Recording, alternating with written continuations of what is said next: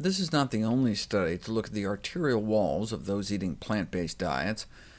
This new study from China, for example, found that compared to omnivores, those that ate egg-free and meat-free diets, had all the typical benefits of eating more plant-based: lower body mass index, blood pressure, triglycerides, total cholesterol, bad cholesterol, fewer free radicals, maybe better kidney function, better blood sugar control, etc.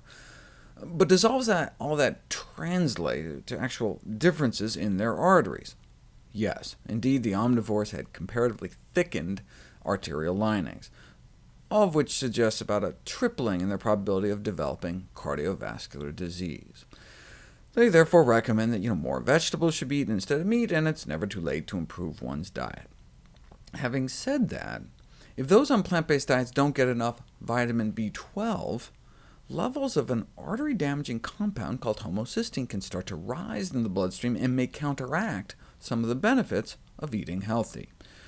In this study from Taiwan, the arteries of vegetarians was just as stiff as those of the omnivores, and they had the same level of thickening in their carotid arteries, perhaps because of the elevated homocysteine levels in their blood. The negative findings of these studies should not be considered as evidence of neutral cardiovascular effects of vegetarianism, but do indicate an urgent need for modification of vegan diets through vitamin B12 fortification or supplements.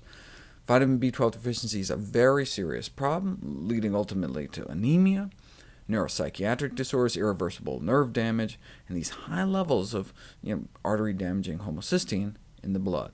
Prudent vegans should include sources of vitamin B12 in their diets.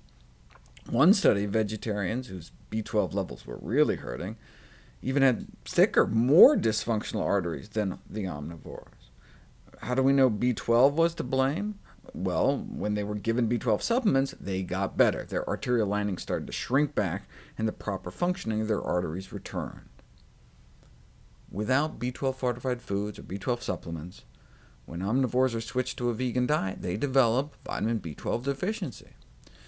Yes, it may take dropping down to around 150 picomoles per liter to develop classic signs of B12 deficiency, like the anemia and our spinal cord rotting from the inside out. But way before that, we may start getting increased risk of cognitive deficits and brain shrinkage and stroke and depression and nerve and bone damage, as well as having our homocysteine shoot through the roof. And that may attenuate the beneficial effects of a vegetarian diet on cardiovascular health.